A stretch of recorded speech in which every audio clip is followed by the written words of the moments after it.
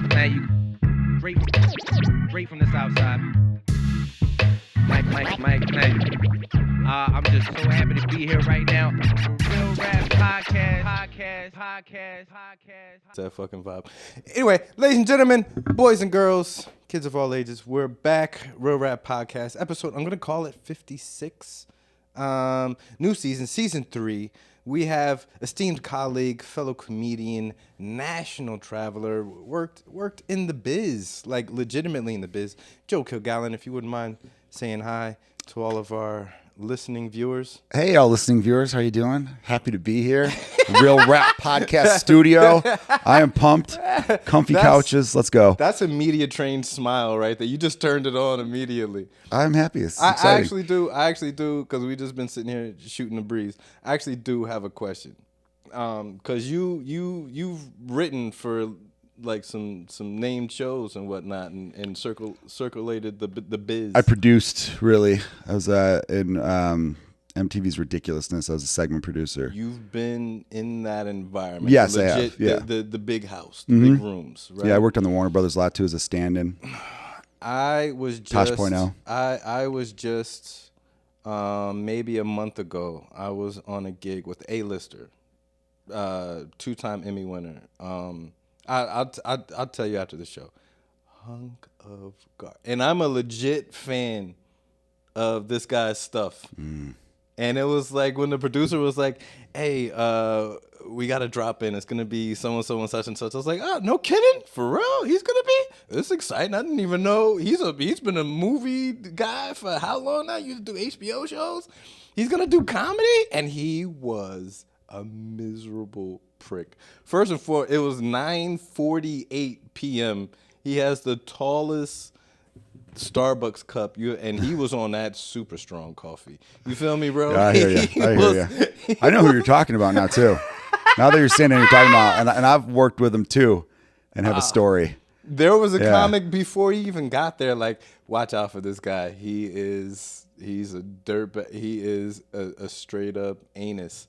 And I was like, and he kind of got labeled. He was labeled in the Me Too stuff too, right? Wasn't he? He certainly was. So, can I tell you my story about that, or do you want to keep? No, keep right, going. So keep going. I'm sorry. When he got, oh my God. So the comic that was like, he's a dirtbag.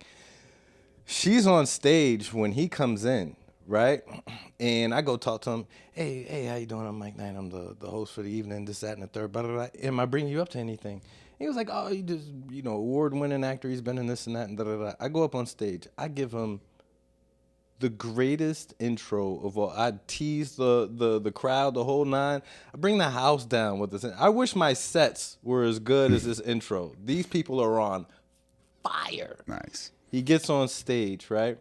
His first 3 minutes, he doesn't name drop, he fame drops. He's just, you know what I mean? He's delivering lines from his whatchamacall. And I'm like, okay, well, I've seen this before. I've done that. So I go to one of the other comics. I was like, all right, look, here's what's going to happen. The crowd's going to give him another 30 seconds of, oh, yeah, I remember that you were in that thing that my uncle and my dad used to watch. Yeah. Comedy whenever you feel like it. And as soon as he started trying, but here's what's horrible is that before he even got on stage, the other girl was on stage and she started going into a bit about short men, balding men, this, that, and he's like both. Yeah. And I don't know if she was trolling, but he's standing, this is Laugh Factory, so you know that little side stage right? I'm sitting there and all of a sudden I just hear, oh, come on. Really? Are you kidding me? And I'm like, there's a heckler in it? I'm about to eat somebody's fucking face off. And I look around, and it's him. He's standing right there. And I go, hey, buddy, you're coming in like a wrecking ball. Come here, sit down. I'm talking to this guy like he's my 13-year-old nephew. I sit down. Hey, are you okay? Hey, no, as a matter of fact, let me talk to you. And I just started jazzing him up and everything. He got on stage and ate a fat, he walked no less than 6, 7, 8 women. Believe it. This is the beginning of June, right? So you know this part of town. Mm-hmm.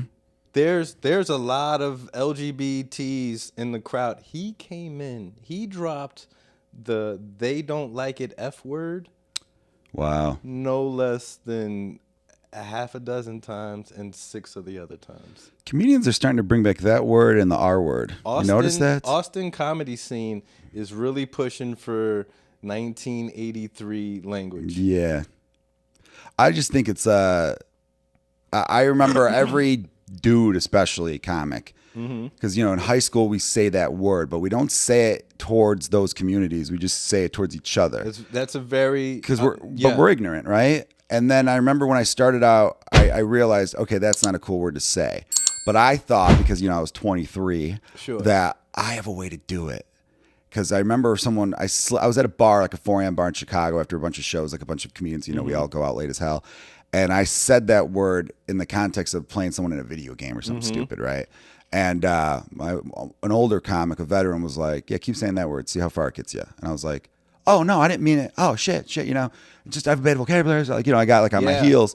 And so I tried to make a joke about saying the word. If you hear me say it, doesn't mean anything against these people. And then there was a big bait and switch at the end. And the joke did really well. And I remember asking a gay comedian friend of mine, I'm like, what do you think of that joke?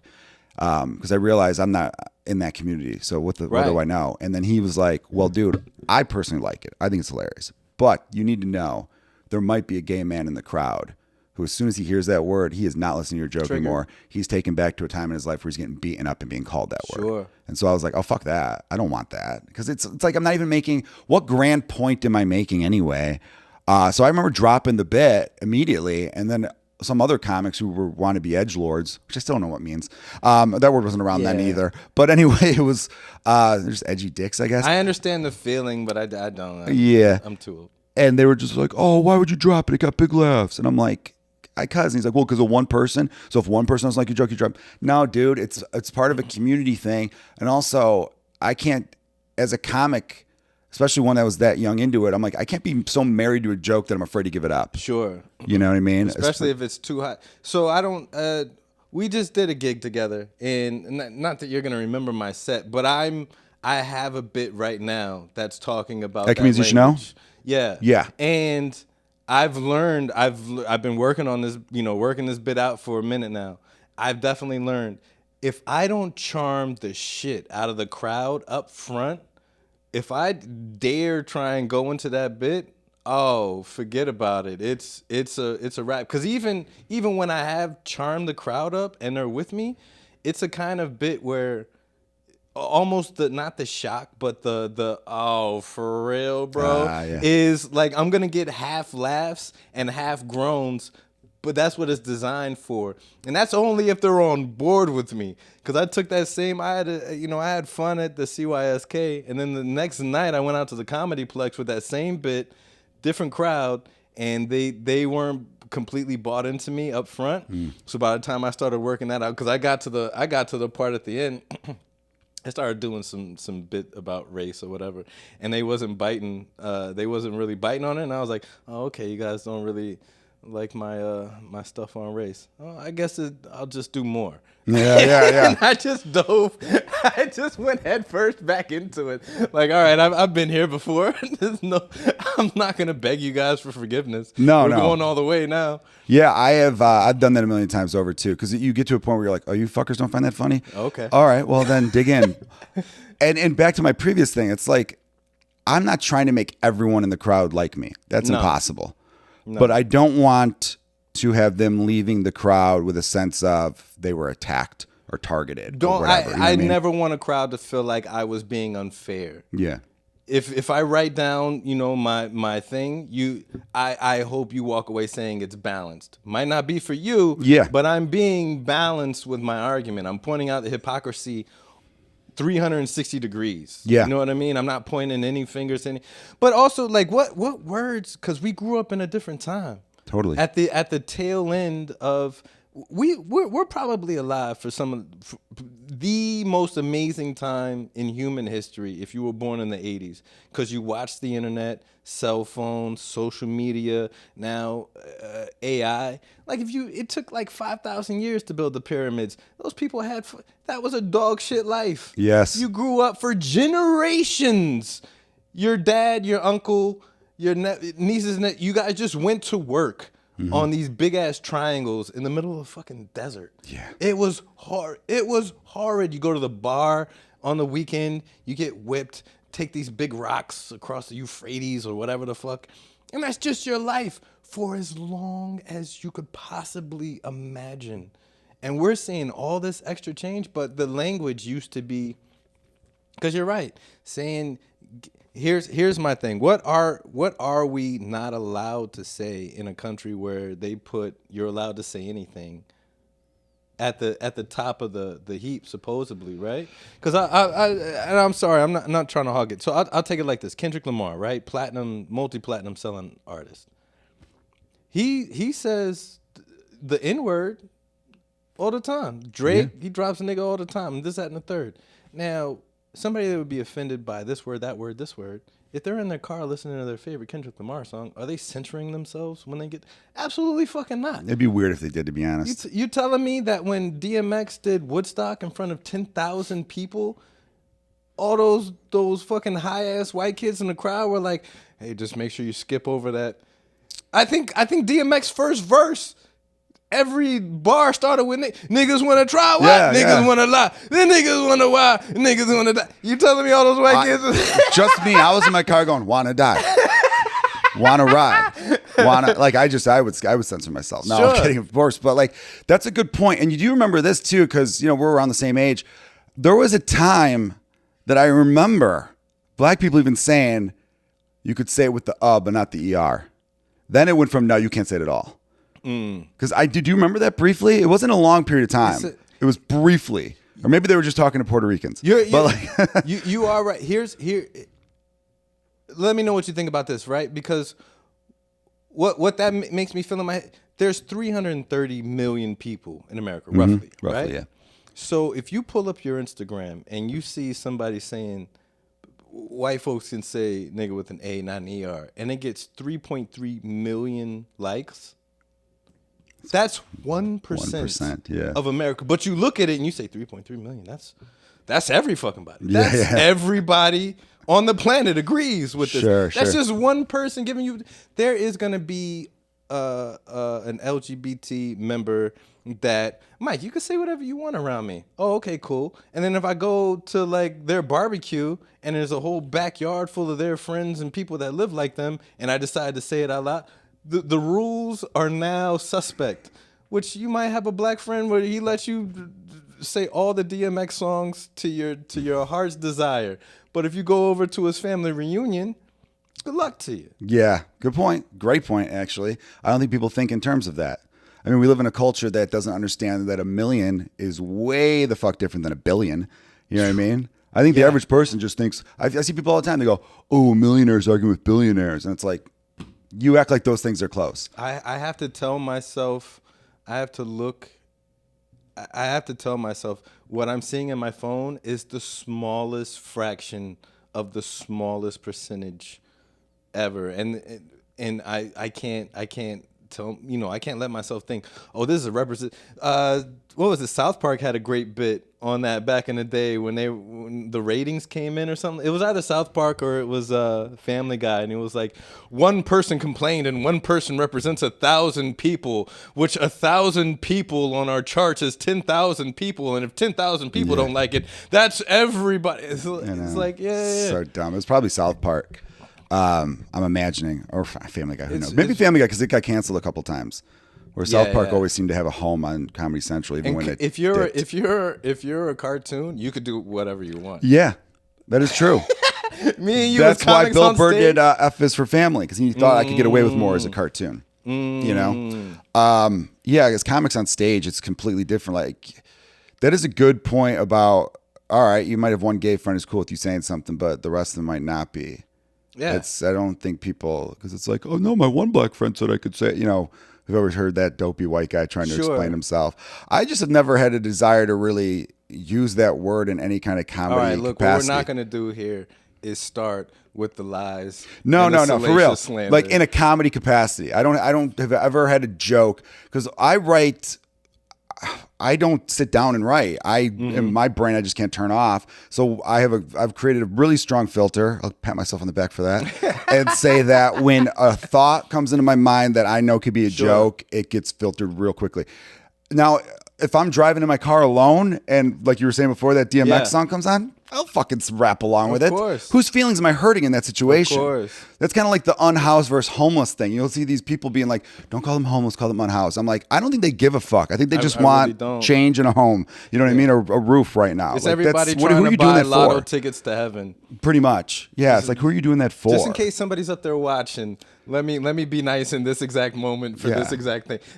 I call them unhoused. What I do with the other 23 hours, 59 minutes today, is here nor there. I know. Well, I think the world moves so fast, you're going to be hard pressed to find even good people who aren't hypocrites for stretches of time or with parts of their personality. Plus, right, like, for lack of a better word, in my eyes, racism, right? And that's not black, white, all the cultures, all the religions, all the sexual orientations, right? If somebody says I'm not, I don't think they have a full vocabulary on what they mean, because I don't think it's a switch. I think it's a dial, and you could be turned down to one a majority of the time. Yeah, but it's not non-existent. There is no I'm not. I don't feel a way about somebody that looks, acts, talks, thinks different than me. I can get along with everybody, right? But there's always going to be, because I think human beings are designed for our survival to be like, oh, okay, the tribe. Yeah. You're always looking for whatever your tribe is. And there's too many tribes to be a part of, so it always rotates. I'm in the comedy tribe. I'm in the black tribe. I'm in the American tribe. I'm in the whatever, man. I got ugly feet tribe. I'm in the Gemini tribe. I've heard that about you, by the way. You know what I mean? The ugly feet. They are so bad. Like, if I take my socks off and just walk around my room, I'll pick up my socks. They just stick to my feet. I have pretty gross feet too, if I'm being quite honest. They are bad. Like, I've just been kicking a crack house. It's the toes. I got long toes. I have short, fat feet. Really? Yeah. And then they just started like Teenage Mutant Ninja Turtles. It's weird because you're a tall guy. Yeah, and these, my mom gave them to me. You can't palm a basketball. It's fucking embarrassing, bro. I've got very average sized hands. I could palm a basketball a little bit, but I don't have big hands either. It's all right. No. What are comedians not allowed to say? Because you're right. There is a resurgence now where the feeling is overly shock. The feeling is kill Tony. I think it used to be the Roganos thing, but now I think it's more, which is an offshoot. Yeah, I mean, Kill Tony is wildly popular, which I don't get per se. Like, I lived in LA and I'd poke my head in sometimes because Monday nights they do live Kill Tony shows there. And I knew a few of the dudes who were on the Brian Red Band. I met a handful of times. Okay. So always seemed like a nice dude. Tony, I met like once or twice. Don't really have an opinion on someone I've only met once or twice. And I don't know his stand-up. I've never really seen his stand-up sets. I've heard good things, to be honest. I have seen him in his arena of the battle stuff. And I'm not talking about big things. And I'm talking about a while ago. He is that. Yeah. He can slang. Yeah, he seems like a good roaster. Yeah, for sure. And that's a completely different brand of comedy that I salute. It is. No, there are roasters in Chicago who I watch them roast and I go, holy shit. Yeah. And then I've asked other people and they go, their stand-up's not good. I'm like, oh, okay. Because they're just trained. And that's fine. I mean, that seems to be another avenue. I always thought the thing with stand-up was interesting is that we don't have defined genres within stand-up. We do, but they're not like roasting has become almost it's part of stand up. It's in the family of stand up, but it's its own thing. Like, do you remember when Hannah Gatsby, that comedian, she had a special come out and everybody was talking about it. And people were like, have you seen it yet? I'm like, no. And they're just like, you haven't seen it? And I'm like, I had no, like, listen, I look at it this way. The punk rock band doesn't listen to the latest country album. Right. That clearly was not for me. She Right. didn't like, you know what I mean? And I know that wasn't for me from the trailer I saw. So why would I waste my time watching an hour and 10 minute special just so I could bitch about it with other people? Sure. It's not for me. I'm like, you guys don't have to watch every piece of content that comes through. And if you want to, that's fine. More power to you. It gives you something to talk about, I suppose. But with the Kill Tony thing, is I think there's a negative effect that's happening in two ways. One, it's more people being like, I'm going to say whatever the fuck I want because hell yeah. It's like, all right, then you're punching down and you're doing this and that and the other. And it's like, yeah, you could get laughs punching down here or there, but where's the showmanship? Where's the craftsmanship? Where's the art? Even though I try not to look at it like an art, even though it is an art, but that's my own personal thing because if I call stand-up comedy an art, I'll take it too seriously, and I don't want to take it too seriously, even though I do take it seriously. You know what I mean? Absolutely. This is my own stupid mental shit. It's our built-in cynicism. Yes. So with the Kill Tony stuff, and it's not Kill Tony's fault completely. It's also crowd work. Look, natural crowd work is still great. Yeah. Fishing for crowd work is awful, and crowds are starting to lately. It took them a while, but they're starting to sense it and not like it. I've noticed. I talked about this with some comics, and maybe you agree. There is a tier of comedians. Let's say they're in the middle tier right now, and let's say any scene, New York, Chicago, wherever. But we'll just say Chicago since where we are.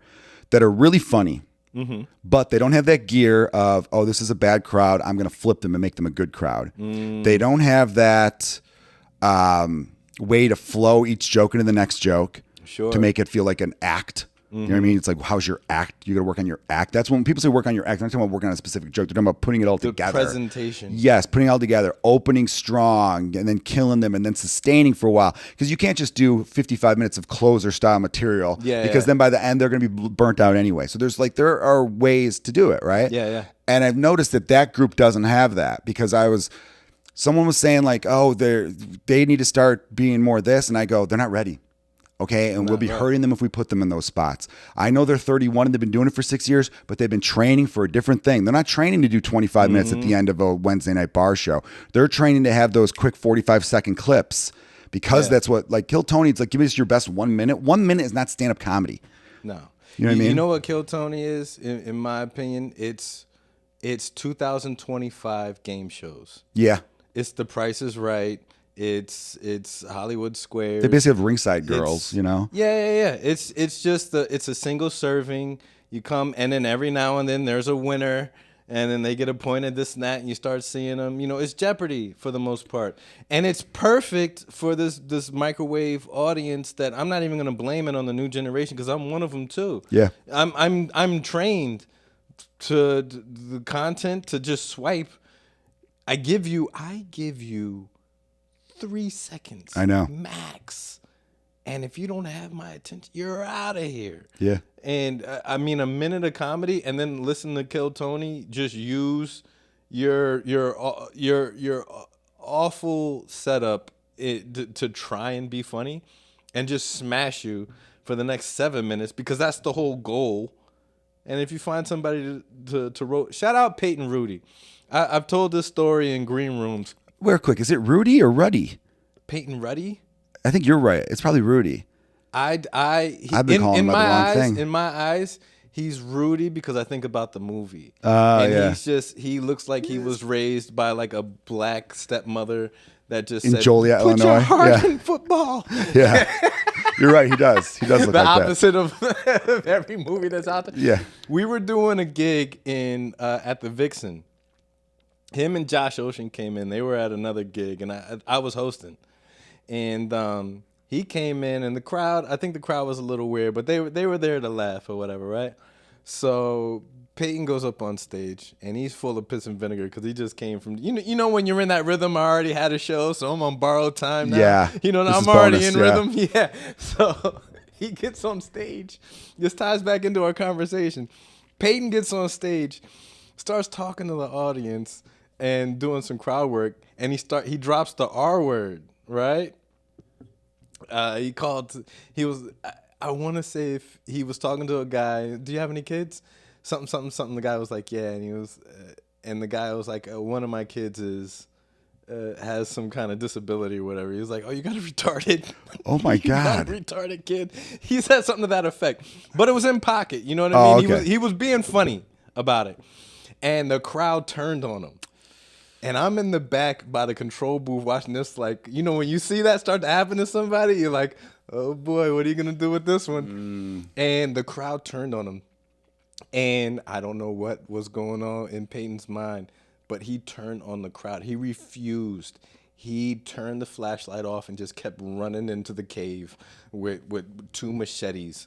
You know what I mean? And just started going in. I hope this happens to your kid. And do. I think the kid was gonna catch fire and fall off the damn the pace van. All this shit. Man. He kept being so horrible, so filthy, so maniacal that it turned the crowd back around. He went so far into the dark that the crowd came out on the other side like Andy Dufresne. Oh my God. It was amazing to watch. They crawled through a mile pipe worth of fucking shit and came out on the other side free. Wow. And it was one of the greatest things I had seen. I've seen a lot in comedy, and watching somebody turn a crowd by being even more of the horribleness that started turning them. That's like Bill Burr Philadelphia clip from back in the day. You ever see that? I mean, how many times? Yeah, man? just like that. He was just tearing into them, and by the end, they're going insane for him. Good for Peyton. Awesome. Yeah, I like hearing stuff like that. Yeah, and he's taking off. He's part of. He's doing great. He's a part of that whole little you dig. Do you everybody's scared about World War III right now. Yeah, but I don't think I'm scared about it today because I haven't seen a new update today. So since war hasn't happened in my phone for the last 9 days, I suppose we're safe now. Yeah, probably. I don't know. I try not to think about, like, obviously I'm not feeling great about the state of the world right now, but as far as like, I just have so much shit going on right now that I don't got time to bleed. Yeah, until I see that, the Archduke was assassinated or whatever, started World War I, and soon as a German U-boat sinks the Lusitania, I think that's how you pronounce that boat. Or that was there's a shitty Pearl day Harbor. for that little Archduke dude or whatever. Yeah, Escaped Francis the Ferdinand, assassination, stopped in for a celebratory tea and crumpet, and the guy was like, "Wait a minute, what? Oh shit!" Bow. Yeah.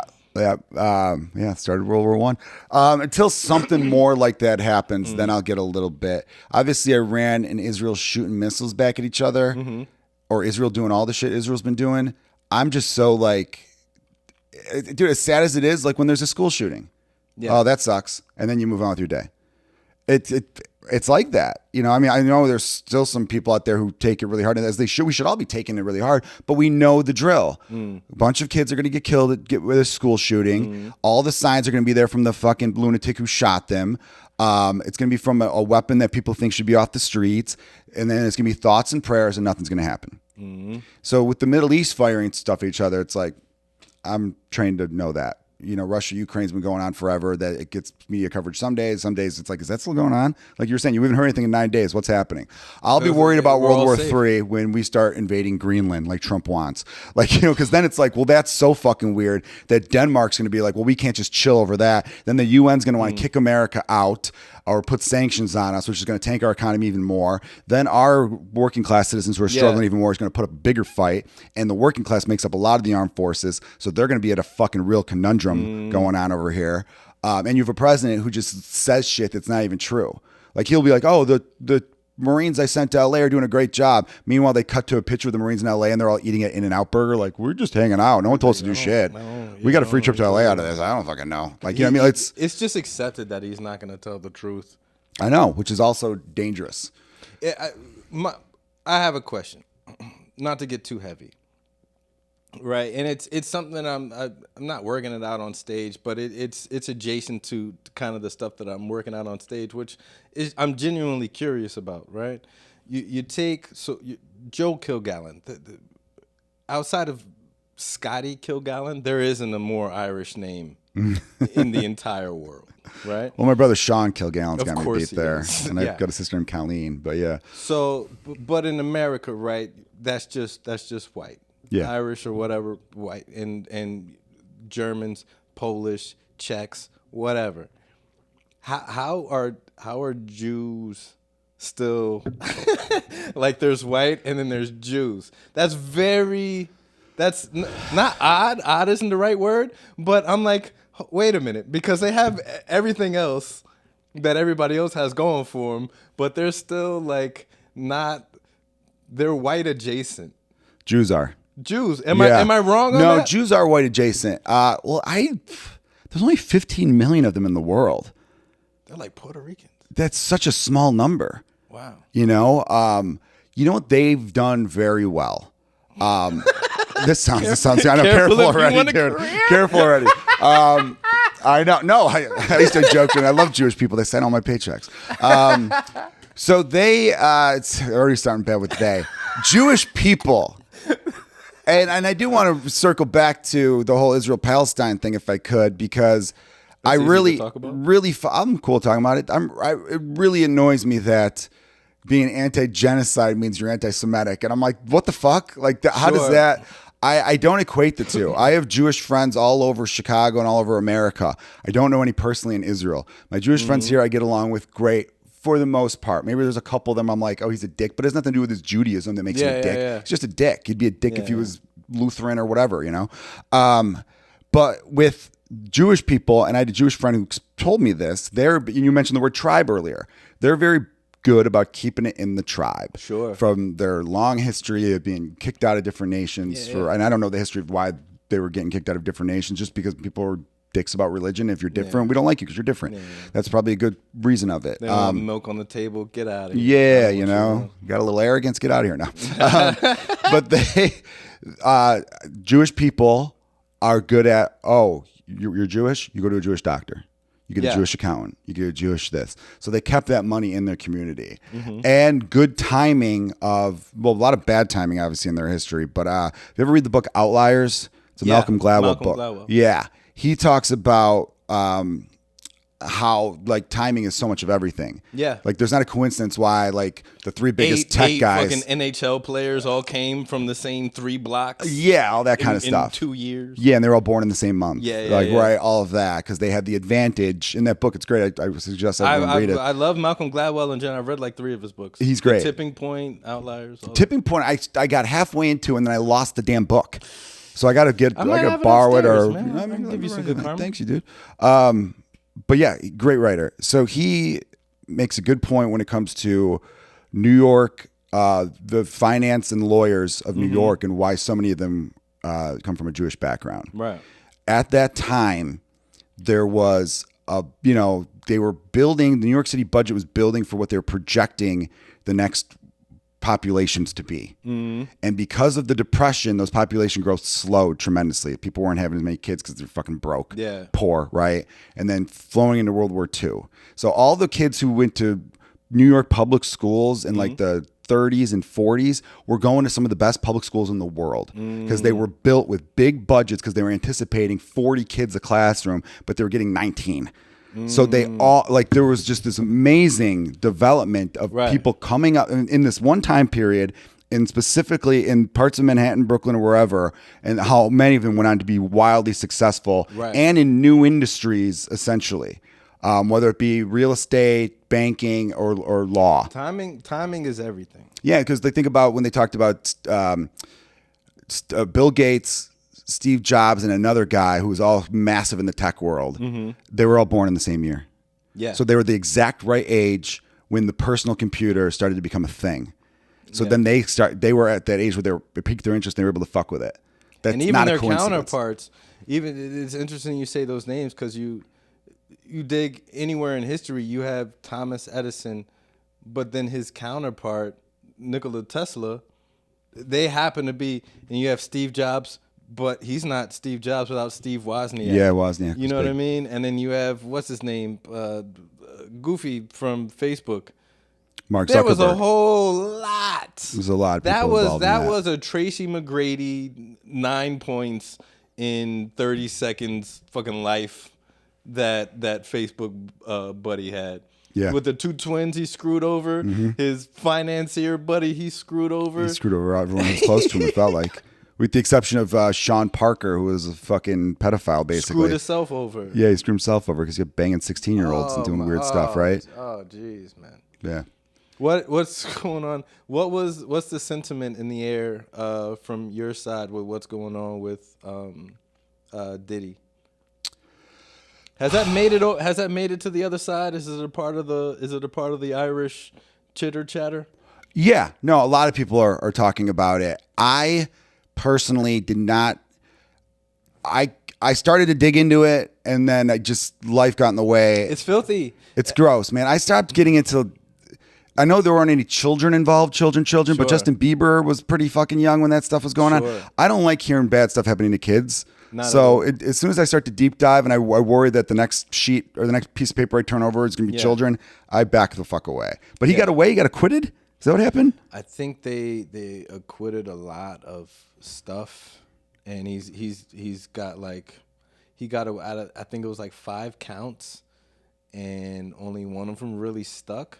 So I don't even know if his maximum time is really all that much relatively. I think the maximum time you might be looking at is something like 10 years or something like that. But yeah, it's in my periphery. I cannot not be aware of it. But you're right. I don't deep dive on it. I'm not Googling anything about it.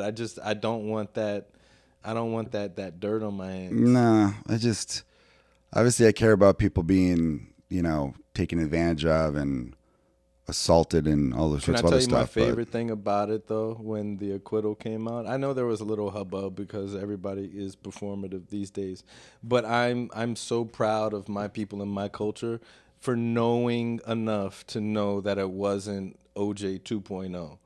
Like, we made it over that hill. You know what I mean? With the OJ, when we all celebrated, because it wasn't it wasn't celebrating what happened. Yeah. It was celebrating we finally made it to I can do whatever I want lawyer money. Yeah. Yay! It's like a rich is rich. There's no color but green at that point. Yeah, totally.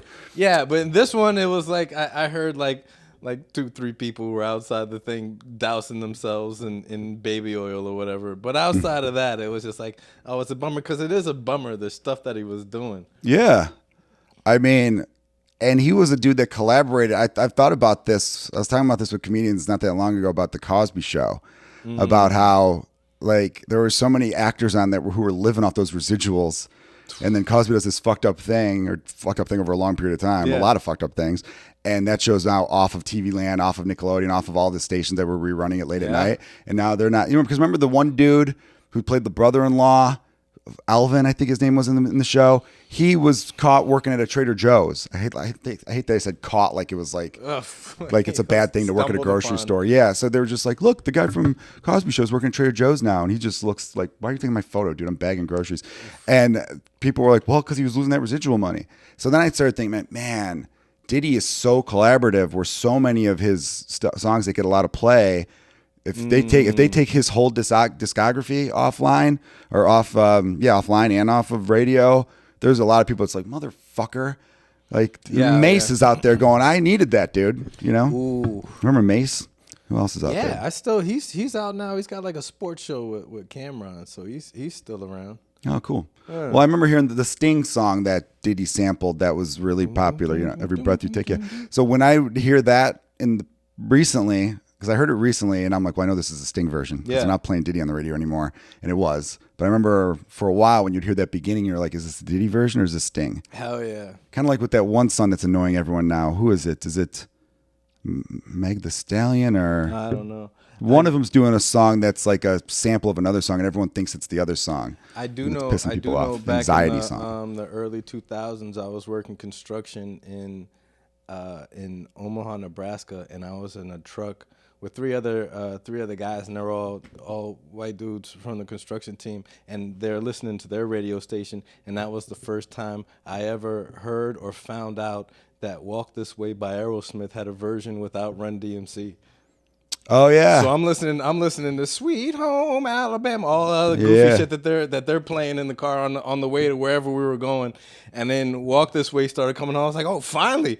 Yeah, finally. Song I can get into. I know the lyrics of this one, and then I'm waiting, and they're on like the second verse, and I'm like, wait a minute, where's Run DMC? Where's Rev Run? Wait a minute. Oh shit, that's funny.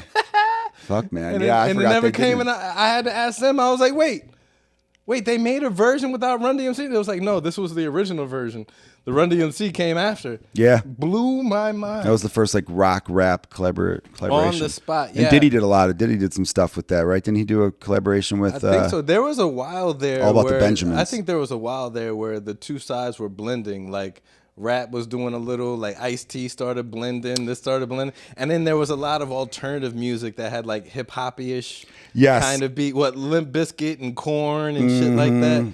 Even the Smashing Pumpkins had an album where it was like they were playing with some like, I don't want to say like house music type beats. Yeah. And back then, if you was a teeny bopper star, you had to come out hip hop first and sell that album, and then you could switch to whatever. Who was the Genie in the Bottle chick? Christina Aguilera. She came out hip hop. Pink came out hip hop first, and then switched it up. There was a few of those people that came out. Well, do you remember, dude? I feel like it was so after Kurt Cobain died and Nirvana was over, because obviously Kurt died. Yeah. There was a good year there where everyone's like, well, what's the new direction? Right? Because it feels like grunge is now over. And obviously Pearl Jam and Soundgarden put on a couple more albums here or there. So maybe it had like another year or two.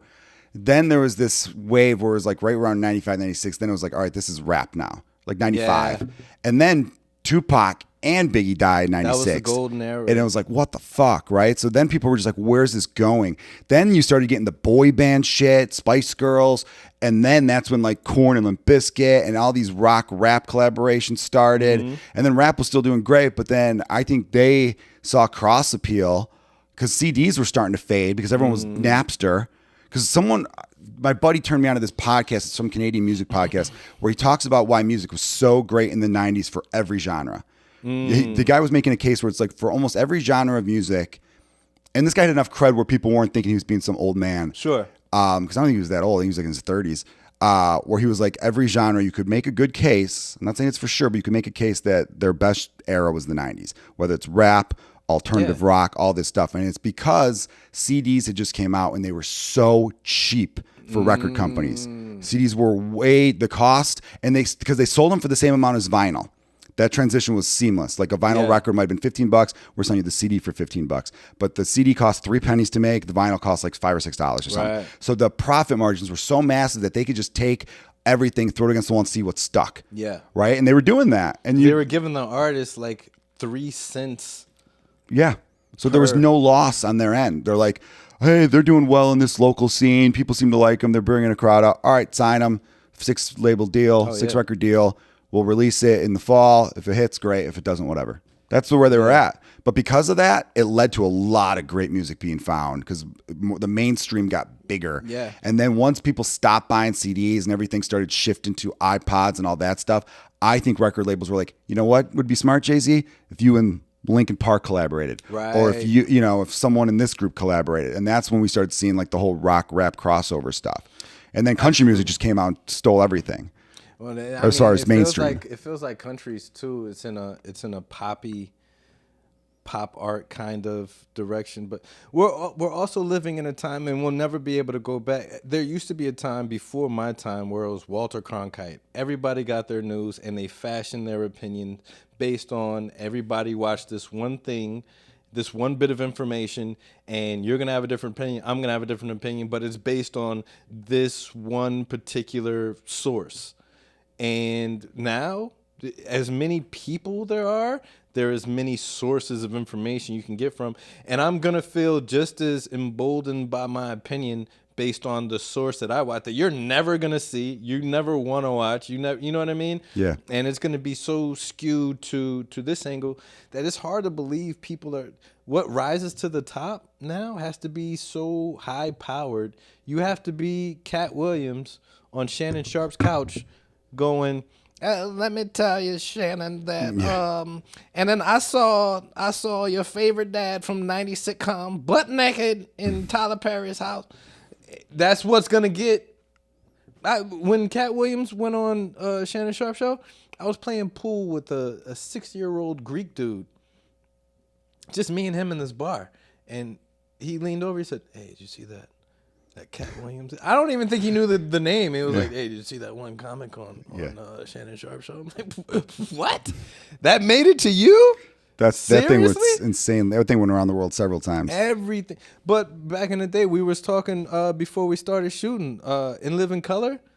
There was only so many channels, Yeah. and you were a fancy piece of shit if you had cable TV in your house. So for the rest of us, at school, doesn't matter what color you are, I am, whatever. We're gonna talk about Saturday Night Live. We're gonna talk about Power Rangers. Yeah. We're gonna talk about whatchamacallit, In Living Color. You know what I mean? And we're all watching MTV or BET or VH1. Like if a tragedy happened and you had to, for whatever reason, Get the you know news. what I mean? And we're all going to see the same. Now that's what I call country. 2003. Like I know Country Road and the lightning strike. Bam, bam, bam. Yeah. I know just that part because it was in a commercial that I saw 511 times on MTV. But now everybody's broken off into their own little. And you mentioned it's all a pop country now too.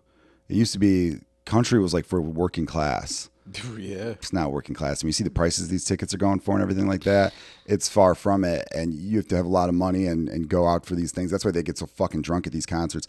I got friends who work security at Wrigley, and Wrigley Field has a lot of concerts now. And they always tell me the country concerts are the biggest piece of shit people. They're all fucking assholes. They treat like everyone, like this one security guard told me he was going to deck this guy because he went up to the woman behind the counter being like, oh, can I get a Bud Light? And she's like, oh, we're out of Bud Light, but if you want to go over to that one, we just ran out. He's like, what the fuck, you just ran out? Like, he's being a dick. And it's like, yeah, I didn't drink it all myself, asshole. Right, like, right. look around. There's 45,000 people here, and Bud Light's popular with you folk. So here we go, right? Yeah. Like shit like that. But my favorite quote is Chris Christopherson, who passed away recently. He was kind of one of those outlaw country Chris guys. Christopherson passed? Yeah, like 2 years ago. What? A year ago? Yeah. And I was hoping for a new blade. But you ever hear what he said to Toby Keith, I think? Toby Keith said, they were doing some show. Toby Keith said something like, hey, just chill with all that hippie bullshit. And then Chris Christopherson, someone stepped in front because they knew he was he'd get real with you. He said, listen, man, you did to country music what pantyhose did to finger fucking. And I always thought that was like an all-time great line. Basically, he just called him a bitch right to his face. Oh, hell yeah. Toby Keith died too recently, so he's just two dead guys now. I know that name. I would never be able to say a song of his, but I know that name.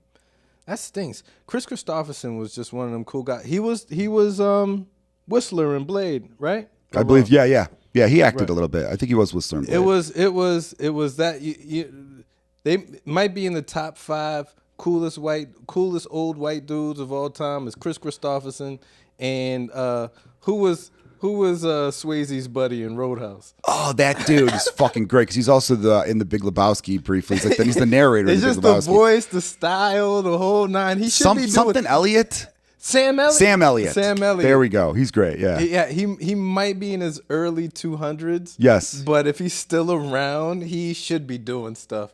Because he's cool. Quentin Tarantino, put him in a movie or something. I know. Rest in peace, Mike Madsen. But he could take his place. Sam Elliott. Put Sam Elliott in his place. The last time I saw Sam Elliott in something was like in mid-teens, like 2015. He was in the show Justified. He was in the final season of the show Justified, which was a good show with Timothy Olyphant. But yeah, dude, he's a really cool guy. You know what my favorite thing is? Not favorite thing, but just something I get a kick out of is when non-white people talk about who the cool white people are. And when it was announced that Kurt Cobain's daughter and Tony Hawk's son were having a baby, I remember everyone being like, they're about to make the coolest white guy of all time. Like everyone just making shit like that. Yeah, you didn't know that? Yeah, Tony, there is a baby out there now that's probably like 4 months old because it was pretty recently, whose grandfathers are Tony Hawk and Kurt Cobain. Like that's insane. Fucking nuts, right? I mean, that's interesting because those are it would make sense. That's going to be an interesting kid to watch grow up. I'd have to say in the top 5 coolest white guys of all time, right? I'll put Sam Elliott in there. Matthew McConaughey. He's cool. He has to go in there. We had that whole conversation about Jim Carrey or Robin Williams, but those are funny guys, so they kind of get excised out of cool. Who's another another cool ass white? Eminem's crazy. He's not really cool. He's respected, I think, right? Because every now and then I'll see a clip of some younger rapper being like, fuck Eminem, and then it cuts to a veteran rapper being like, you should watch your mouth. Yeah. He's definitely respected. Another cool white guy. It just that just exudes I'm unbothered. Yeah. Well, we got 3. I know black women like Cillian Murphy from Peaky Blinders. With the name. He was star of Oppenheimer. British doesn't count. He's Irish, but yeah, I hear you. Sorry, I had to correct that. That might not count. Yeah, you're right. All right, American British cool doesn't count because the voice, the accent does it all. The accent helps. It's like Australian too. Yeah. All right, cool white guy that people are like. Oh man, I know who's probably at the top of the heap, man. RDJ. Oh yeah. Oh hell yeah. Good point. He's very popular. I think he's front runner. Jamie Foxx told a great story about RDJ. What's that? About like him just going above and beyond for his son for his birthday party. Like his son was like, he was like, "Could you pop by real quick?" And he's like, "Could do more than pop by." Yeah. Like he like showed up in the Iron Man suit. He actually showed up in an authentic working Iron Man like something crazy like that. Well, Jim Carrey, but he's comedy, so you already said that. Yeah. That's interesting. What's cool about Robert Downey Jr. is that he fell apart in front of. He's the quintessential story, right? We build you up. Because I've personally been aware of him since Weird Science, which is one of my favorite movies of all time, and he played bully number 2. He wasn't even the number 1 12th person on the call sheet. He was the number 2 12th person on the call sheet. Bully number 2. This other guy that never did anything else ever again was number 1 bully. Like, I think his claim to fame in that movie was just flashing a goofy smile with his gap teeth after they dumped Slushy on whatchamacall. God, and I remember that. Yeah, he like smiled at Lisa. That was about it. But no, he fell apart. Drugs, alcohol, full-blown addict. Came back to Sherlock Holmes or whatever. Did some Tai Chi. Yeah. And then never looked back. Came back, did Iron Man or whatever. But you know that he's gone to the other side. Like, he's been ready to throw it all. Oh, I know who rounds it out. The 5th, Anthony Bourdain. Oh yeah, everyone loved that fucker. Yeah, he's cool as hell. Cool as hell. Yeah, like I would kick it with him. And you want to? I'd want to right up until I'm tying off, about to stick that needle in my arm, going, "You sure I'm gonna have a better time?" There's another guy too. The funny thing is, the reason I was struggling to think of more examples is because once you brought up Jim Carrey and Robin Williams, but their comedy, everyone else I came up with was like, that's comedy related though. Like Bill Murray, comedy related. But I don't even know if he's considered cool. I just think of that. There was this great documentary or film called Cigarettes and Coffee, and they'd pair up all these people together, and they paired Bill Murray with 2 members of the Wu-Tang Clan. And they were great because they called him by his full name for everything. Yeah, they're like, Bill Murray, let me ask you this, Bill Murray. Bill Murray, what do you think about that? He's an icon. Oh, Bill Murray, you're fucking crazy. Like, just, it was funny that way. Also, I know from recently just talking to a lot of our comedian friends, Larry David. People are like, everyone from every walk of life is digging that guy lately. The scenes with him and Leon are so funny. And in real life, JB Smoove had his like 50th birthday party somewhere.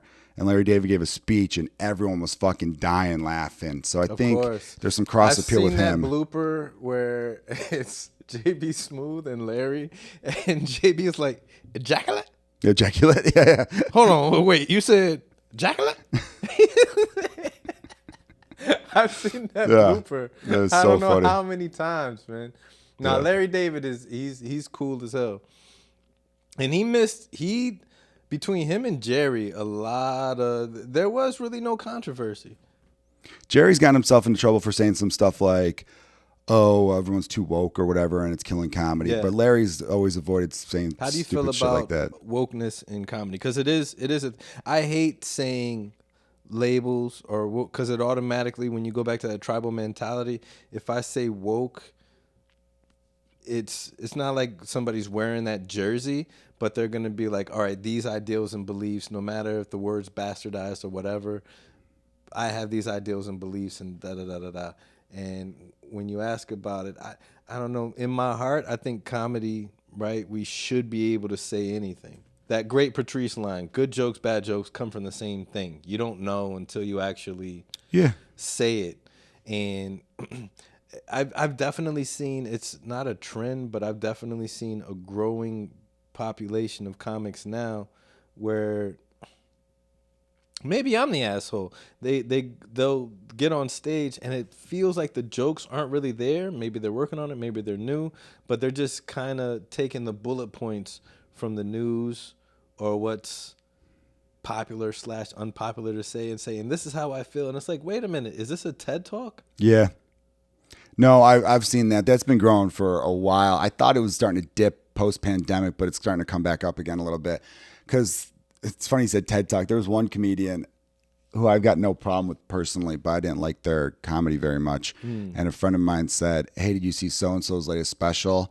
And then he sent me a link to a TED Talk, which made me laugh my ass off because the special was a TED Talk. I watched like 7 minutes of it. I'm like, there's not a punchline. It's all like, it might as well be a campaign stump speech. But like with wokeness, the only thing that ever really bothered me with wokeness per se, because like I go to the Patrice thing too. There's good jokes, there's bad jokes, and whatever. Is when an audience, I have it more from the audience point of view. Because listen, look, society will dictate. If society decides like, yeah, we don't find this subject matter funny anymore, and you're a comedian that's like, well, why can't I talk about it? No, you can talk about it. No one's saying none of these people could talk about it. But if talk about whatever, talk about whatever the fuck you want. We don't. The audience is telling you they don't want to fucking hear it. You know what I mean? And what's funny to me, because a lot of those comedians who bitch about that are the biggest capitalists, and I'm like, that's the market, dude. The market is telling you this is garbage. And if you are someone who's just straight up spreading hate, and the people in that community are telling a venue, we don't want that fucker here, then that's also the market in a way, right? Like, because there was that comic out of Austin who didn't, people were like, she does racist jokes. And I looked at him, I'm like, these aren't even jokes. These are racist statements. Those are straight up, there's not even an attempt at a joke. I've seen some people make racist jokes where I'm like, I could at least see what they were trying to do. Sure. They failed miserably at trying to do it, but I could at least see where they were going with it. It wasn't a choice I would have made, but I could see it. But my problem has always been when an audience hears the subject matter and decides immediately no. And it's like, no. You don't know what the fuck they're going to say. They're going to end up on, and I remember. That's exactly what it is. I started having more fun on stage when I would just tell the audience that. Because a lot of times with comedy, we're trying to like pull off magic tricks in a way. Yeah. I was starting a joke and the audience, through the whole room, you could feel it. And I said, okay, I could feel it. You could all feel it. Listen, I'm being booked at the corner of Broadway and Belmont in the heart of Boys Town. Where do you think I'm going with this material? Sure. Do you really think I'm going to say something that you're all going to walk out of here storming out of here pissed off? Then they started laughing because they're like, oh yeah, you're right. Why would they book you if you're going to just upset this entire neighborhood, right? This is the LGBT capital of the Midwest. You think I'm going up? And the joke was, it starts with the gay community. I'm telling a joke about, I was at a pride party. My gay friend asked me this question. That's how the joke started. But you could tell they were like, you are a cis white man and we don't want to hear it right now. But I'm like, give me a second though. And then once they gave it to me, then they were like, all right, that was great. We're glad we heard. But whatever reason, and I think it's media's fault more than comedy club audiences, because I've seen people hear the joke, hear the topic, and then kind of look around being like, this is one of those things that they could get in trouble for on TV. Because the coverage for comedians getting in trouble for saying the wrong things is like we were talking about before with like, 3 million people like it, that's 1%, has been outweighed. And the same thing with violence. Like, I don't know what the numbers are now, but I remember like a few years ago, violence in America was at a 100-year low per capita, adjusted for population. And police officers being killed in the line of duty was at a 100-year low. But the coverage for police violence or violence towards police or vice versa, whatever I'm trying to say, and the coverage of violence was up 55% from the previous decade even. So they're talking about it so much that everyone is thinking to themselves, oh, you can't go anywhere anymore. It is the most violent. I've heard people literally say Chicago has never been more violent. And I go, are you fucking kidding me? Yeah. Me and you were talking about Ferris Bueller's Day Off before the podcast started. It's my favorite movie of all time. They celebrated a 40th anniversary. And I remember someone tweeted, where would Ferris, Cameron, and Sloan go on their day off in Chicago in the year 2025? And all the jokes were, they wouldn't have left the suburbs, too dangerous. The catalytic converter would have been stolen on the Ferrari, all this stuff. I looked it up, 660 murders last year, in Chicago. Obviously, 2025 data is not out yet. The year Ferris Bueller's Day Off was filmed, 1985, 737. Sure. So it was more violent in the 80s than it was recently. But you can't tell people that. When I moved, no, because 1,000 likes, that's everybody, ladies and gentlemen. When I moved to the city, it was right. I don't want to say any names just because the culture dictates it. But when I moved to the city, the first very influential death in the drill rap scene happened in the South Side. I was staying on. So I've been in the city about 13 years now, and out of those 13 years, 10 of them I spent out south. And I remember vividly because it was my first time on stage after moving to the city, which was my second time at a stage ever, and I was at Jokes and Notes, and M-Dubs, Marvin Phipps was hosting, and he was up there, and he was like, "Oh man, y'all, such and so just died," and he said a rapper's name that's from the drill scene. Now this is week one for me here, so I'm just hearing it, I'm not thinking nothing, and boy, that's when that part, not sure how engrossed you are into it, right? But that's when the drill music scene just went through the roof, and that spread as far as hip hop culture is spread across the world. And the way it gets done in Chicago, which got adopted by a lot of these other cities, is we're not, just because you're involved in something doesn't mean you're not an artist. And people used to make gangster rap. When I was growing up, NWA made gangster rap. Onyx made gangster rap. Snoop and them made gangster rap. You know, there was some cats out in Philly made the first gangster rap song of ever, right? That was artists making gangster rap. Now it's gangsters that know how to rap.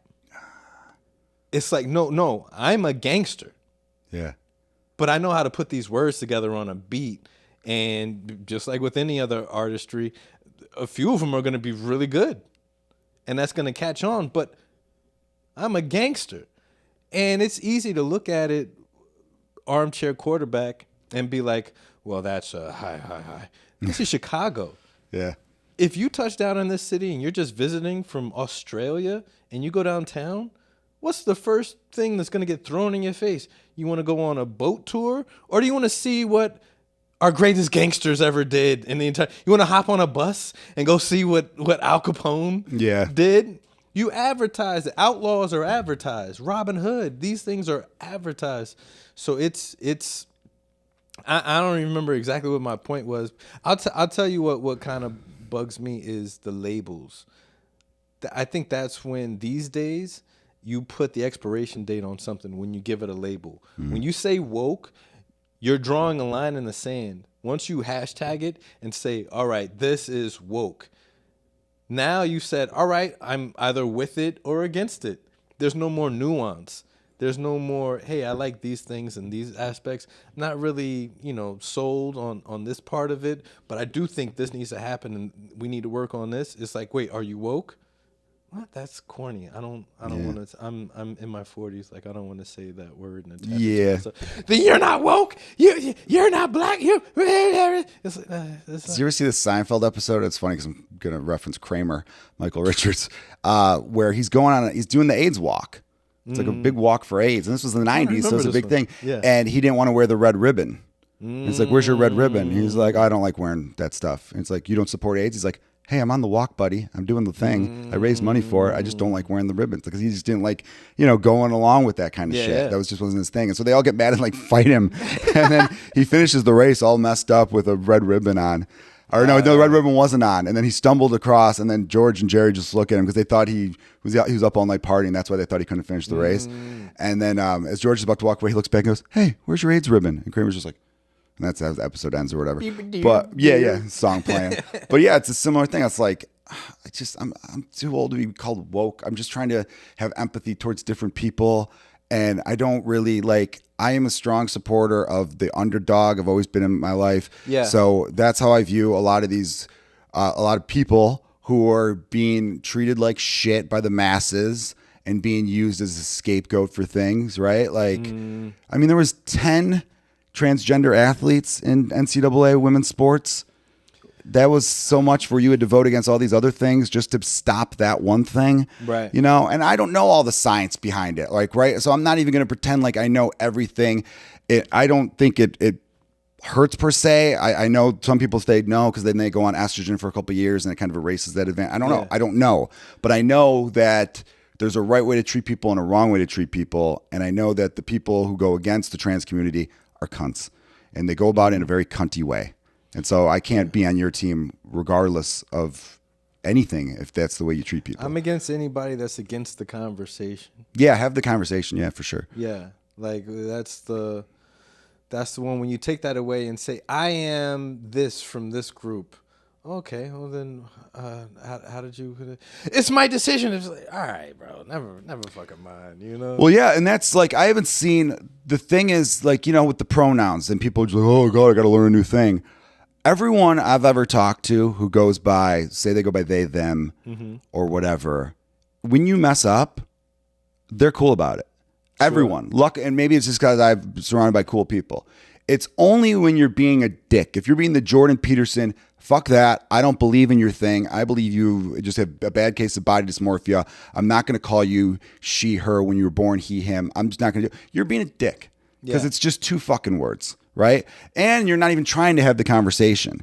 Because if you try to have the conversation, try to educate yourself about these things, most people don't realize that when you do like a scan, it's a female brain inside a male body. That's what it comes down to. Why wouldn't I believe that? We've had cases around the world of people being born with the organs on the outside of their body. Fair enough. Why wouldn't I be able to believe a female brain can be born in a male body and vice versa? Why couldn't I? Yeah. Like, and again, like we're talking about like percentages of the population. There's believed to be 800,000 transgender people in the United States. What is that? 0.0? Is it like a lot of not big percentage? Right. So you could be supportive or you could be a cunt.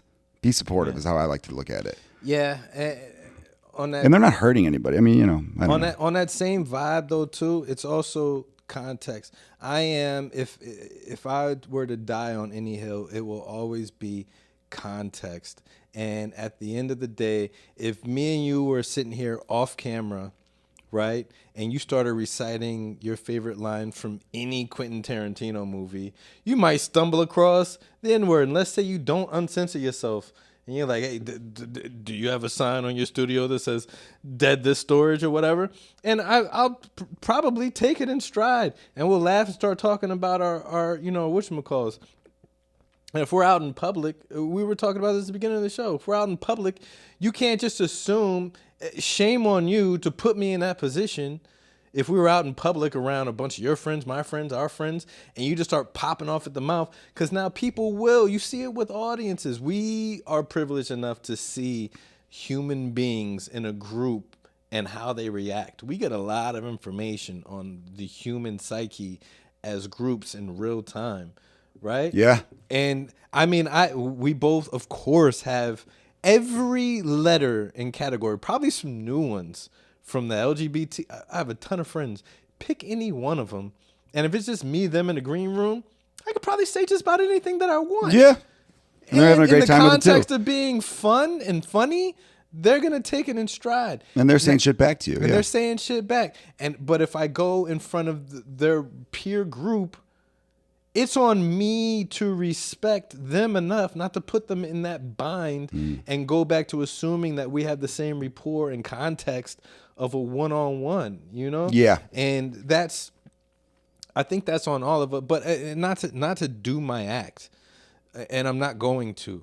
Damn but it. what I'm trying to Do what it. what I'm trying to get to at the heart of one of the jokes that I'm working on now is for you, Kilgallon.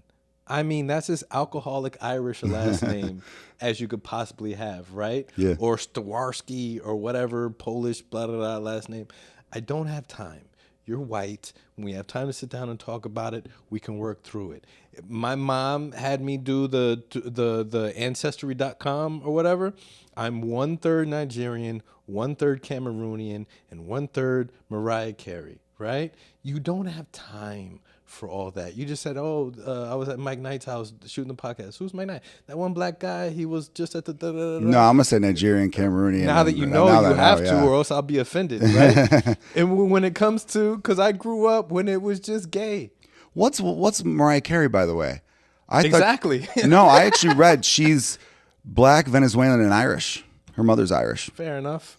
I know that because I just came up. I was one of those dudes that I went to high school where the Irish and Italians always fuck with each other about stuff. Yeah. So whenever you discovered someone was one of your tribe, I guess you could say, then it's like, I'm claiming Mariah Carey. Yeah, you know what I mean? Then sure. we would talk shit that way. But it's always been a rule for me, and I think most cultures, when you're 3 or more things predominantly, you're just Puerto Rican. Yeah.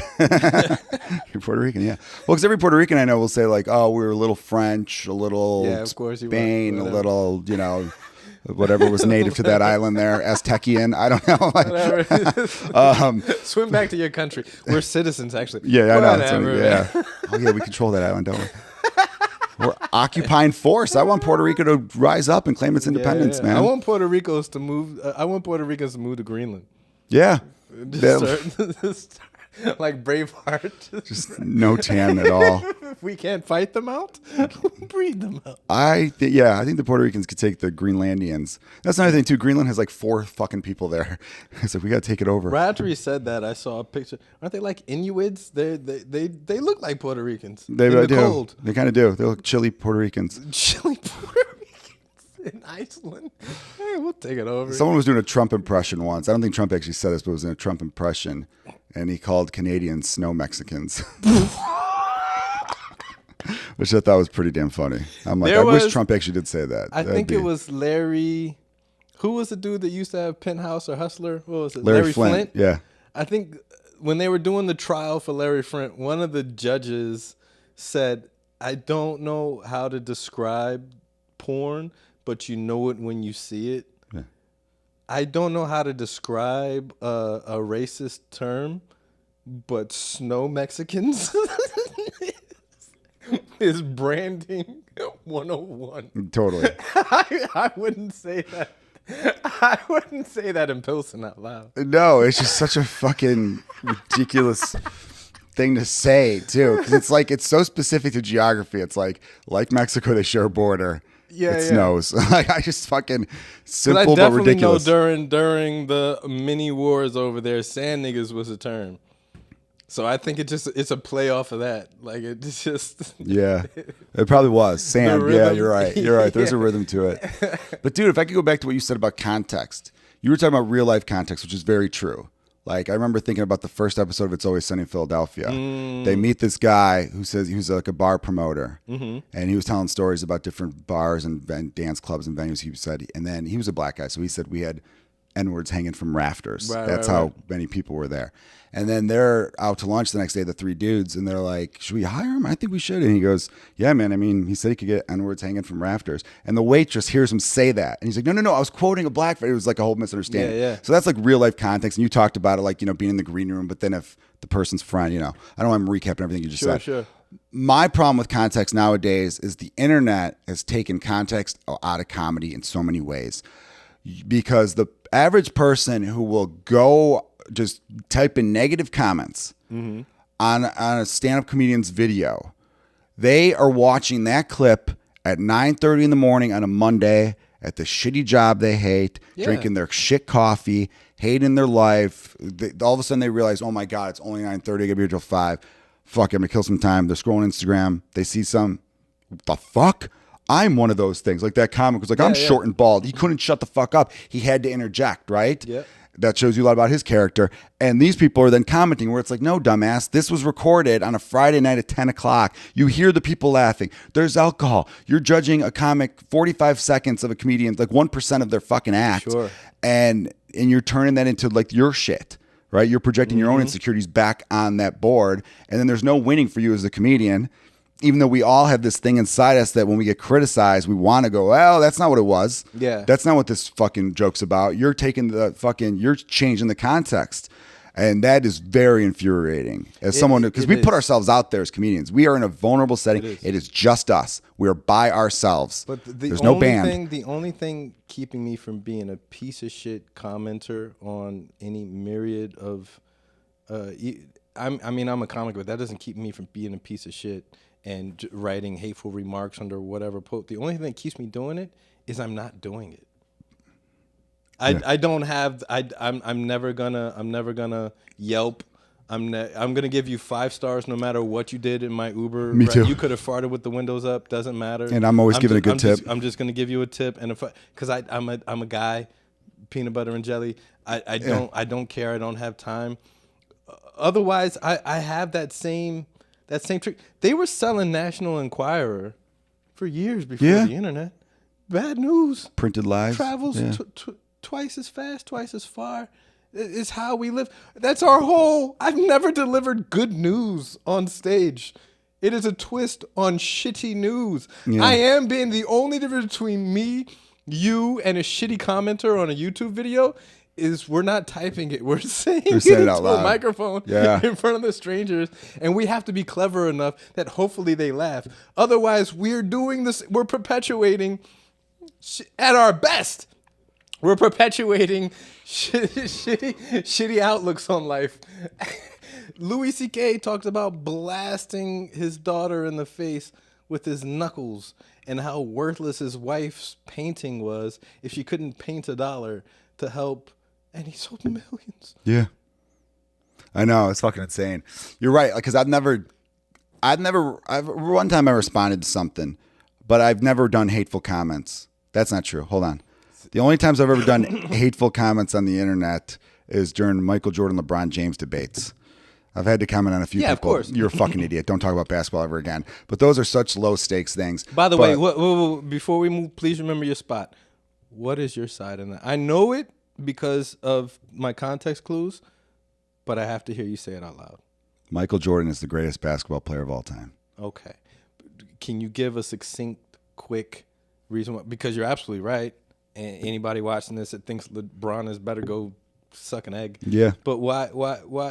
I'm convinced you could bring an alien from outer space, sit them down. They've never seen basketball ever, and just show them those two people back to back, and the alien would point at Michael Jordan and say, "Whatever he's doing, that he has the it thing." Yes, he best two-way player, great defensive player, great scorer, tremendous winner. The fact that he took practice more serious or as serious as games, and all of his teammates would be like, yeah, there was times where he was an asshole. He was a tyrant, but he got the best out of us. Like they even came around to there was method to his mayhem or his madness. So clearly the greatest scorer of all time. Had it, as they say, a bag. He had so many fucking moves. And all he did care about was winning. And like the LeBron James fans will say, like, well, LeBron's a better rebounder. He gets more assists, all that kind of stuff. And I'm like, yeah, but a lot of that is about team construction. You know what I mean? Jordan had a stretch where he played point guard 12 games in a row in 1989 because someone was banged up or whatever. And Jordan's like, I'll play the point. He averaged a triple-double during that stretch. He had a triple-double in 11 of those 12 starts. Why? Because it changed what he was doing. The Bulls were such a machine. Yeah, Phil Jackson was a great coach, but Jordan and everyone else was like, I will be the scorer. Like, you have to understand, that's the LeBron James fans don't get that. Also, people will say like, well, Jordan lost a lot in the beginning of his career. I'm like, yeah, but they never lost because of Jordan. No. When the Pistons were beating up on the Bulls, Jordan was still putting up the best numbers. Jordan never got outplayed in a playoff series. He literally can't pass to himself. Yeah, he got outscored in his first ever playoff series against the Bucks. He got outscored by like half a point. But if you look at game score, which is an advanced stat that it's kind of like wins above replacement in baseball, where they try to take everything into equation and tell you who the best player was for that series. Yeah. It was Jordan. He's been the best player in every series that he ever played in. You can't say that for LeBron. When LeBron lost to Dallas his first year at Miami, he was the reason. And it always cracked me up when his fans would later say he needs more help. I'm like, oh, you know who else needed more help? Dwayne Wade and Chris Bosh in 2011. They needed more help because they weren't getting it from fucking your guy who was taking fourth quarters off. Kevin Love on that team too? No, he wasn't. He came on. They brought Kevin Love and Kyrie to Cleveland when he was there. He had the big three in Cleveland was Kyrie and Kevin Love. LeBron's great, and it sucks too when I'll say, oh, LeBron's probably top 5 for me, and then people go, you're a hater. I'm like, I just said he's top 5 greatest basketball player of all time. You can make a case for number 2. how am I a hater when I'm saying he's one of the greatest of all time? It's just you actually dove deeper in it than I would have. And I know you're a sports guy and you got stats and you could go on ESPN tomorrow. I could. For me, it's just you don't have to. I heard a story. There's a guy's podcast I watched, and he said he's an Iranian dude, and he said he used to watch Kings of Comedy at his family's house, and like his grandpa or something, uncle, doesn't speak a lick of English, only Farsi or whatever. And he said he would turn it on, and they would watch Bernie Mac's part over and over and over again. And he said his uncle doesn't understand a drop, is dying laughing because Bernie Mac is comedy. You don't have to know what he's saying. Yeah. You're gonna watch it and fucking eyes, his movements, his voice, his cadence. If you're a guy, like, you emulate yourself off of, what I wanted to be John Rambo. I wanted to be whoever Arnold was in Commando and all this other good shit, right? When you watch Jordan, he's a killer. He is a murderer. He is. LeBron James is a general. He's going to be as good as his fucking army. Yeah. Go this way, go that way, do that. Hey, you guys go on that hill. You might die, but we need a distraction. We're going to sneak around. Da, da, da. Michael Jordan is, here's a knife. Here's a cyanide pill. You get no body armor. We have no more bullets. It's nighttime. You see that fortress? We got to kill the guy in the middle of that fucking castle. It's guarded by dragons. Yeah. And he's going to go 72 hours. Yeah. And disappear into the fucking woods. And the war will be over in a day and a half. We are lucky as a society that Michael Jordan fell in love with basketball because he would have been the Michael Jordan of Xerox. He could have been the dictator. He could have been the Michael Jordan of that. Thankfully, he doesn't have that because that dude, especially if you watch the Last Dance documentary, you're like, Young Jordan. Like, he could have done whatever the hell he wanted to do. He had that kind of mentality. And thankfully, basketball was his love because it was like, my God, you're right. He has that wow factor. There are people who've said, like, if you don't know anything about anything and Michael Jordan walked into a room, you'd be like, that's somebody. I don't know who it is, but that's somebody. Yeah, he did. He brought so many things to an art. Bird and Magic made the NBA mainstream. Jordan made it global. Yeah. He made it fucking global. And my favorite stories about Jordan are stories that other people tell about Jordan. Yeah. Kevin Garnett talked about his rookie year where Isaiah Ryder was having a really good game and Mike was a little off. And then Garnett, for whatever reason, was feeling good. We're up by like 9 going in the fourth quarter. And I go, keep taking it to him. He can't fucking guard you tonight. Keep taking it to him. And then, the way Garnett goes, I didn't even see him. I felt him. And I turn around and he's just like lockjawed, hands right there. And I'm like, okay. He goes, all right, we'll see. And then he goes, dude, I can't even describe the next 7 or 8 minutes. He goes, we get a timeout. We were up by 9. We're now down by like 7. I'm huffing and puffing, so out of breath. And I say to Isaiah, I'm like, dude, my bad, my dad. And he goes, I told you, shut the fuck up. Yeah. Right? He's like, I told you, shut the fuck up. He's going to Mike. He goes, the rookie doesn't know what the fuck he's talking about. He goes, Jordan just destroyed them because you said something wrong. That's why I'm bummed out that he's about to be a commentator. Because to take it back to the beginning, when we were talking about this guy, the celebrity that came over to the Laugh Factory, before I ever met him, and to be honest, his real life isn't far from the characters that he plays. Sure. Neurotic, hypertension, player of things that's just going around being a dick to everybody. Just so happens that's who the fuck he is. And but it's the Tyra Banks syndrome. Growing up my entire life, Tyra Banks, it didn't get any better. I was infatuated. Right? I love Tyra Banks. And then she got put on a platform where she had to say words out of her mouth, and it's, oh God, no. Oh, you ruined it. Yeah, Michael good point. Jordan grew up in the age where his mystery carried it over. You barely heard these things. It was the grapevine. What you got news about Michael Jordan's private life the same way you found out about up, up, down, down, left, right, BA start. Contra. You don't know where it came from.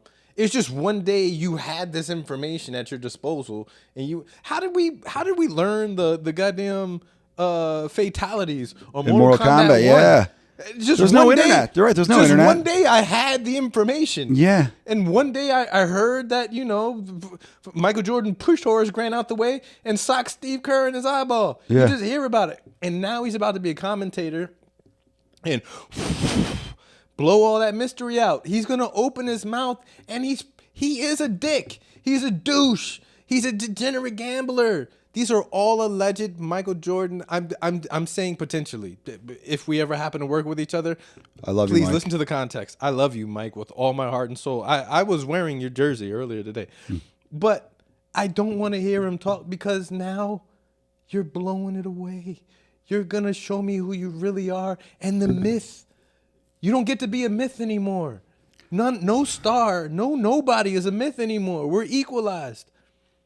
Shout out to the people that grind from nothing and make it to the on the cell phones.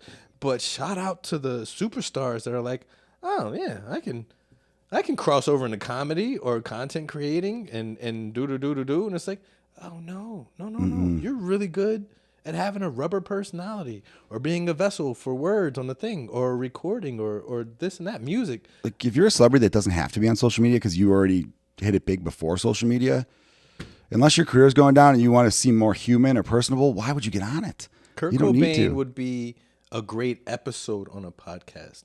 Kurt Cobain having a podcast would be a fucking nightmare. I would not want to listen to that. I would never want to, because it would just be a junkie. Yeah, I know. It would kill a lot of what was world being cool against about him. And how we should all respect grass. Yeah. He would be on some hippie shit like that. I'm glad you brought up the guy because this is going to come full circle now because you brought him up, the dude you had to work with, and I was like, he's a douche and stuff. I love that we haven't said his name, and I know for a fact you know who I'm talking about. No, I do. I too, but I was requested not by him, by the club because they knew this was in 2022 or maybe early 2021. Mid 2021. So things were opening back up. He's just getting back into stand up. They have me and a couple other, like, you know, not blowing smoke up our own asses, but heavy hitters in the scene going up before him to make sure the show's rounded out nicely. It was advertised as his show, though. The crowd's there for him. Yeah. He's doing 20 minutes as a headliner, though, because he didn't have more. Yeah. He didn't have any more than that, right? And first show, great. Seemed to be in good spirits because we're hanging out between shows and talking and have a nice conversation. We're like, oh, he's cool. He's cool. Great. Yeah. Very cool. All right, nice. Except when he was heckling. Yeah, so he didn't do that night, but that's not surprising, though. So it tells you something. Starbucks is strong coffee at 9:43 at night. Yeah. That's insane that he had that massive of a cup, but also very predictable. Yes. The second show, they switched the lineup up a little bit. So this time I'm going right before him. And I did the same set as the first show, but later crowd, a little hyped, and I'm running the same material the second time. So I just delivered a little bit better. I killed. I won't lie. I fucking crushed. As you do. I've seen this many a time. Please come check out Joe Kilgallon's comedy. Thank you all very much. Thank you. And so when I get off stage, I was like, by the bar of the club, and I'm like, he's about to go into the room, and I was like, hey, they're great. They're going to love you. And he was like, yeah, you did great. And I'm like, thanks. He goes, maybe a little too great. He said just like that. He goes, maybe a little too great. That's him. Yeah. That's him. He was upset that I killed that hard in front of him because he knew it was going to be a battle then for him. And it was like, buddy, like, you were just talking about how you love it and you can't wait to get good and you want all these people pushing you and driving you. That's why you told the club to book the best local comics in front of you. But now that you actually have to face it head on, you're a little upset now. Not a good look. Yeah. By the way, if you happen to watch this mystery celebrity, I will give you a critique. Out of your 20 minutes that you did the night I was with you, the last 8 minutes of your set, you did what we all wanted you to do the entire time, which is tell funny Hollywood stories. Just do that the entire time. Do that. All right? You're welcome. Was he yelling out catchphrases in the beginning? Just nothing but catchphrases for the first 3 minutes. And when he brought the laughter down to a screeching 2 out of 10, that's when you know how sometimes it's starting to not go your way and you decide to address it. Try your best, your last ditch effort to grab some authority in the room before the crowd completely gives up on you. Yeah. And you try and acknowledge it and go, oh, okay. You're not going with that. Oh, me? I'm the only one? Yeah, blah, blah, blah, blah. All right, you guys aren't really like that. A little too close to home for some of you. All right. Well, if you don't like that, you're going to doubly love this one. So he tried to do that, but instead of steering into the skit, he just threw a Molotov cocktail.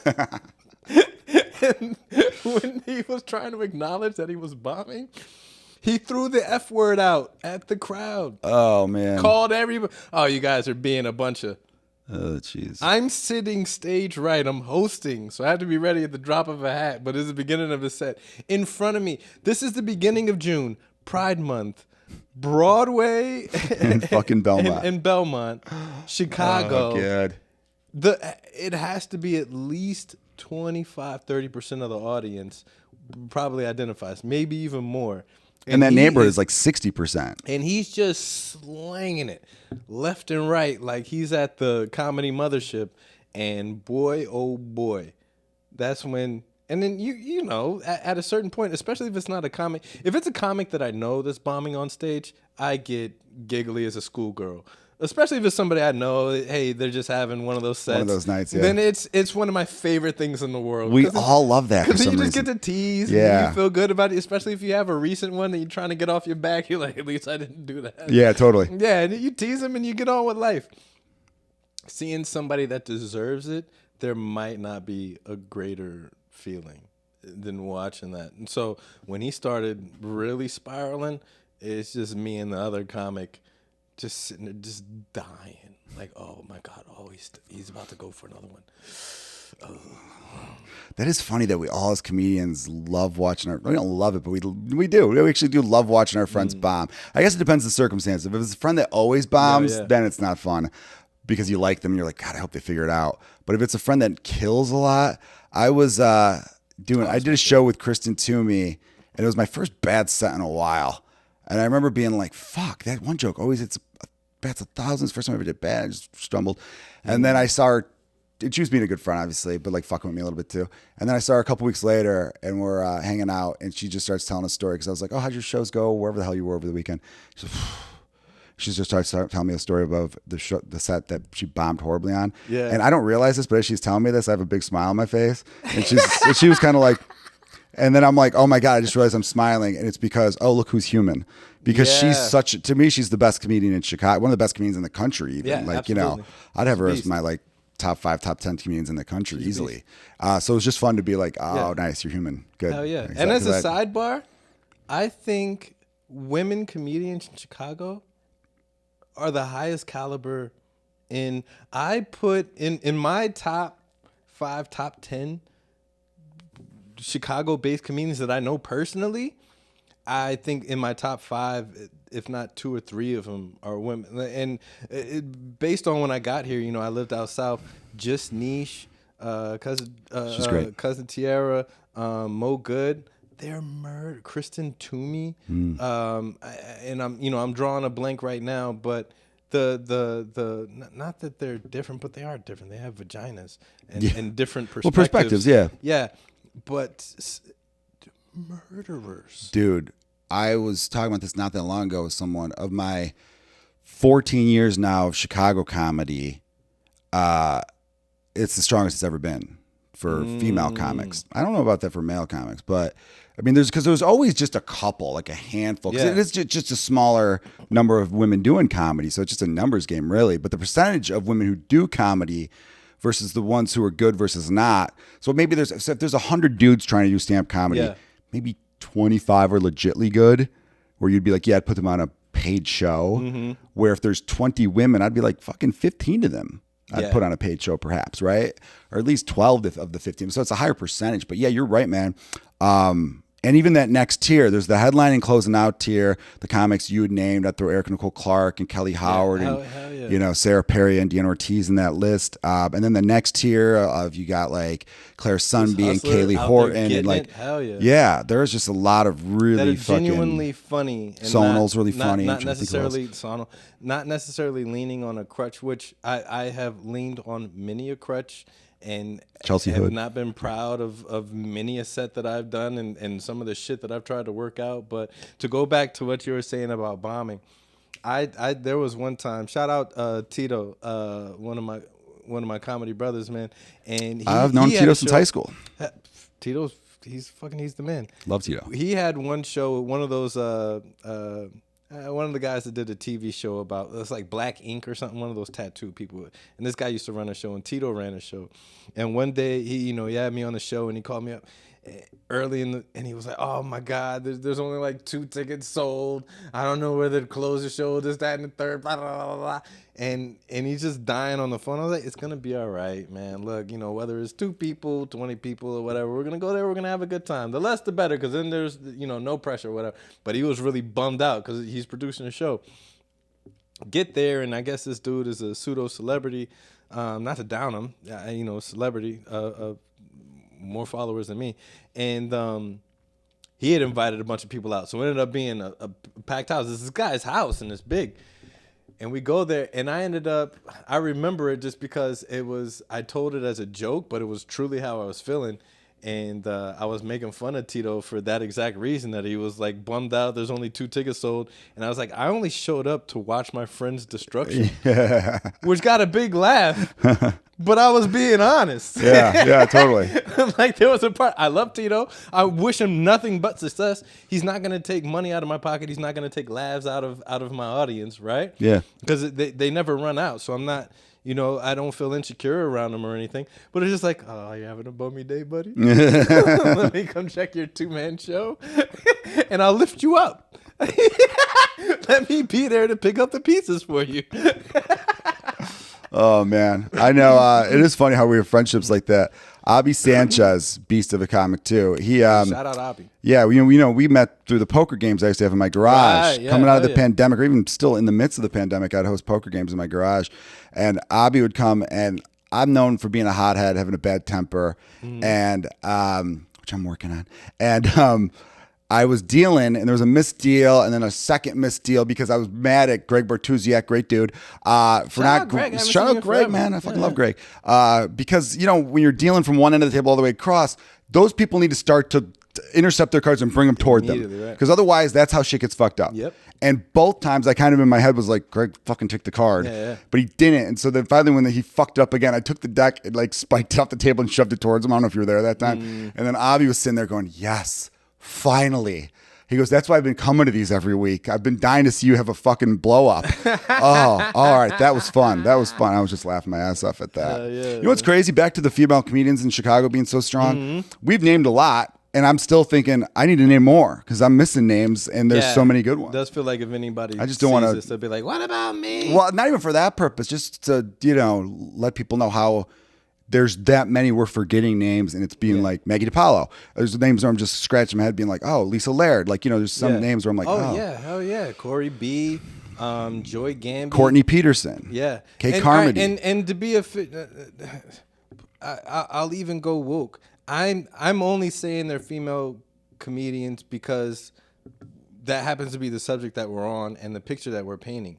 Comedy-wise, if you erase all the lines and you're just going funny, pound for pound funny, I'm putting them up there. Oh, me too, 100%. So anyone listening to this, we weren't doing it that way. But look, there is a thing where when you're in a comedy scene, comedy fans probably don't get this, or they might because of the way shows are booked, because a lot of times it's a lot of dudes. That's why I always like having a female feature, because when I go on the road, I know they're going to have a male MC. And if I'm bringing one of my close dude friends, which I brought a few of them out here or there, it's going to be all dudes. And then by the time I go up there, it's almost like some of my impact gets taken away. Not that they're doing the same stuff, but what I mean? It makes half my audience, more than half, more than half the audience is going to be women, right? But like I was saying before, there are so many more dudes trying to do stand-up comedy than women. So therefore, naturally, we weren't like saying this as like participation trophies. No, like this is, and it's a shout out to how I think more and more women are getting into stand-up comedy. There are more women doing comedy in Chicago than at any point than for the time I've been doing it, which is great. That shows that it's either becoming a point where women are like, no, we have shit to say and we're fucking hilarious too, and they're getting more and more in there. Can we cut the malarkey because we're dancing around it right now? We're doing the I don't want to get fired from. I was going to trash them for the next 10 minutes afterwards. But it's only because the common quotable is women are not funny. I'll dispel that, and I've said it many times on the show. It's not that women are not funny. It's just that it's not a given that any comic is a funny person. Being a comedian and being a funny person are two different things. And you can be a successful comedian and not being a funny person. And you can be a funny person and never touch comedy. But when those two things get together and you have a comedian that's genuinely a funny person, that for me personally is what I love the most as a comedy fan. And all the names that we named just now, as far as the female comedians, they're funny people who are doing comedy. Yeah, they're funny people that happen to be women. Yeah. That happen to be women doing comedy. Sure, yeah. Sure. I got about 20 more. You guys could DM me. I'll give you my complete list ranked. I'm going to work on it. I'm going to work on it tonight and highlight it, send out hashtags. But, man, this is tremendous. I lost track of the time, man, but it was a tremendous conversation. Yeah, dude, I had a lot of fun. Please shout out, let the people know how they can find you, how they can see you. Which camera's mine? That one right there? Yeah, I believe so, yeah. YouTube's my number one thing where I really want people to go to YouTube because I'm going to start dropping a lot more stuff. I've been sitting on footage for a while, and that's going to be being released very shortly. What's the name of your channel? Or it's youtube.com/Joe Kilgallon. So pretty easy. I got my name on everything. So if you just type Joe Kilgallon in any one of those apps, it'll pop up. Instagram, TikTok, YouTube, those are probably the big three I use. I don't really fuck with Facebook, but also my website, joekilgallon.com, will lead you to all my dates. I don't know when this comes out, but I know in August, we're in July, so I'm just going to I'm going to promote August. I'll be at the St. Louis Funny Bone the second weekend of August, like August 7th through 10th. Yeah, so I'm looking forward to that. And then September 21st, it's my birthday show. I'm headlining the Comedy Vault in Batavia. Which is a club I've been really working a lot lately, and I like it a lot. Batavia is about an hour outside the city, but cool little town. Yeah. Good people out there. I haven't made it out there yet, but it's definitely on my hit list for sooner than later. Yeah, you'd like it. It's fun. Oh, yeah. Dope.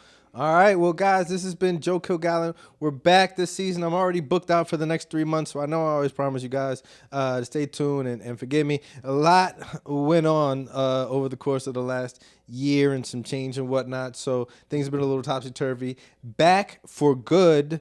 Plenty of content coming. Stay tuned. And if you haven't already, hit the like, share, subscribe. This is Joe Kilgallon. It's Mike Knight. Real R.A.P. Podcast. Love you guys. I'm out. Peace.